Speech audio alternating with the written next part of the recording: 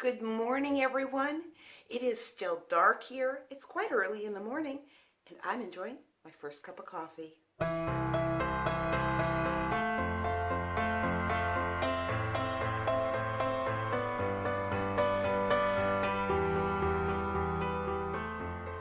Yes, I am all alone here because yesterday evening was the first time that my husband has been back to work since he broke his leg.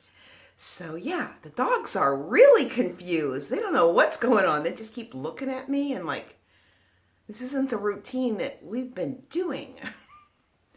So anyways, I hope that you will want to stick around for a little bit of my day. And yeah, we are going to attempt to make that soup that I mentioned yesterday. So anyways, I will talk to all of you. Yeah, as I kind of start reading the directions, and the rutabagas are covered in a wax, and I guess that's the way they sell them at the grocery store. They said in order to keep them fresh. So yeah, I have to get that wax off, and I'm hoping it just kind of like comes off like an onion skin. I don't know. Anyways, I'll talk to all of you in just a little while.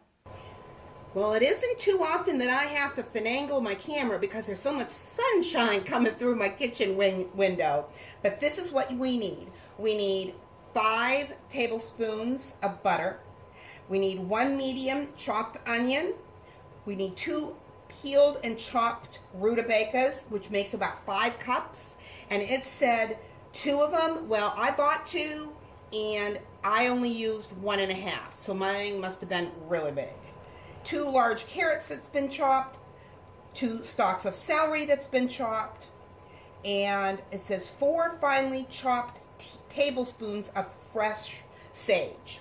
Well, my sage died this year.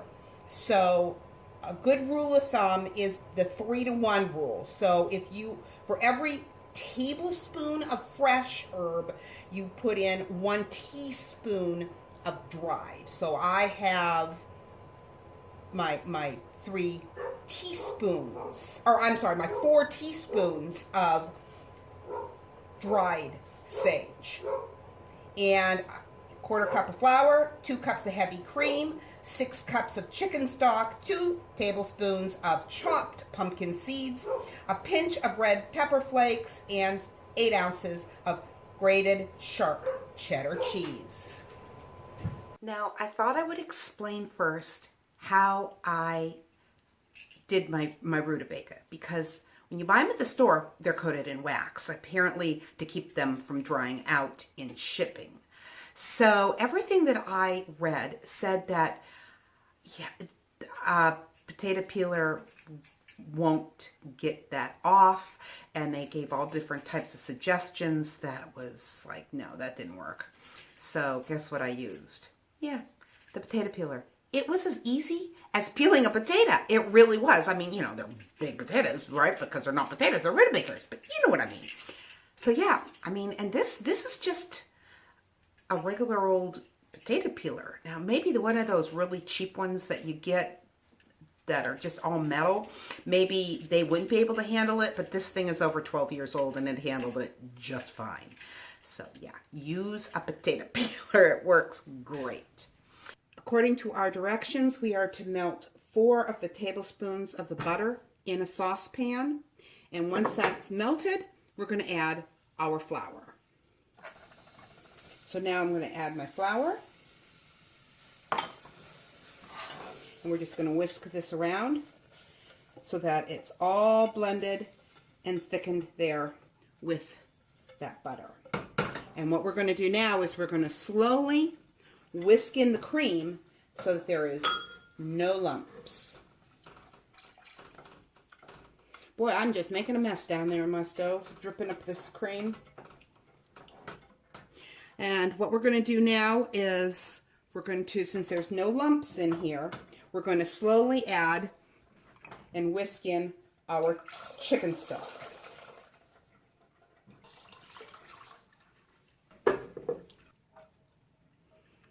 Now, according to the directions, this is going to take about 20 minutes for it to thicken.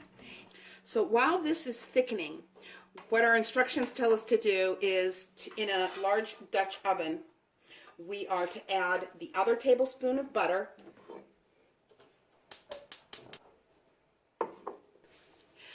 then we are going to start to saute our vegetables. Okay, our butter is melted, so we will add our carrots and the celery, the onion, and the rutabaga. Well, my chicken stock and cream mixture finally began to simmer, so I'm going to add my sage and mix that up and let this simmer approximately 20 minutes is what the directions said, and or until it begins to thicken. But we're not to over thicken it. And it seemed like it was taking a very long time for those vegetables there to begin to soften. So I went ahead and I put a lid on it to kind of keep that heat in there. So maybe I can speed things up a little bit. Okay, so this has been simmering for about 20 minutes. And since it said that it wasn't supposed to be thick enough to even coat the back of a spoon, I am going to go ahead and add it to my vegetables since they are tender. And that's all what it says to do. It just says to add it. Hopefully I won't make a mess.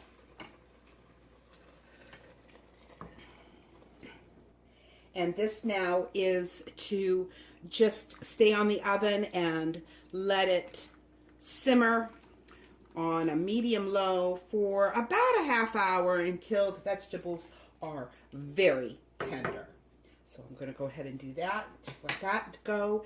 And I want to show you what our next step is.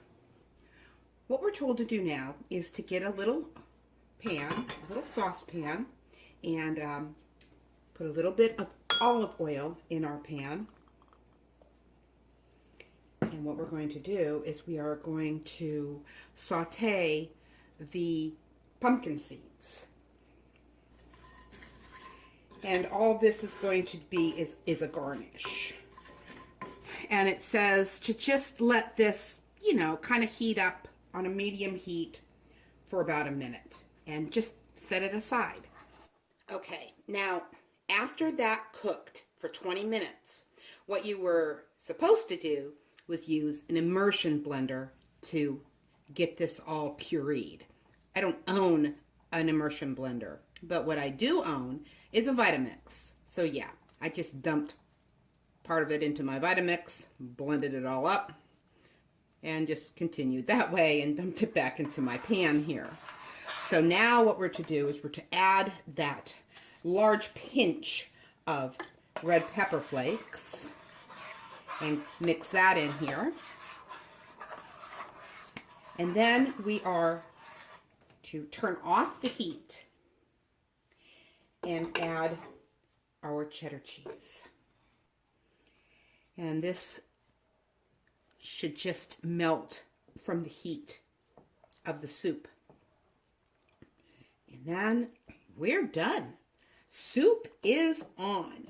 And what you do with the pumpkin seeds is you use this as a garnish to sprinkle on top once you've put them into the individual serving bowls. Yeah, that cheese kind of melts kind of quickly there, doesn't it? I don't even see any more. So yeah, let's serve this into a bowl and I'll let you know what it tastes like. Now this is very good. It's very mild. It's got a wonderful flavor to it. I was a little bit hesitant to add those red pepper flakes, but no, this has no heat to it at all. This is very good. This would make a wonderful addition to holiday times, especially if you serve soup before your meals. It's very good. And let me know if you try it, because it really wasn't all that hard. It was a little time consuming, but it was very easy. So anyways, I hope you enjoyed this, and I will talk to you in just a little while.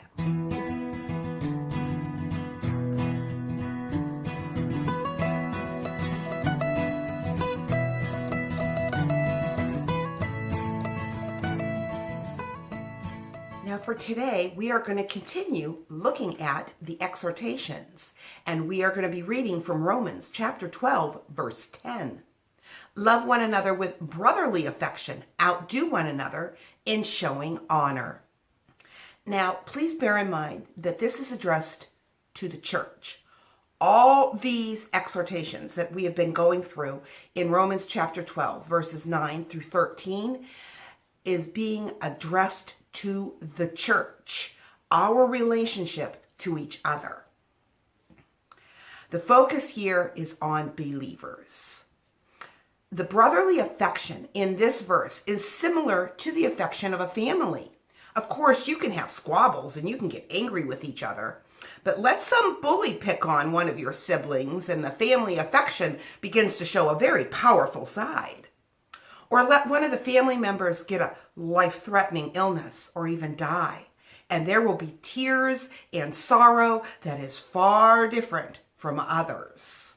You see, this is what we are supposed to have for each other in the church.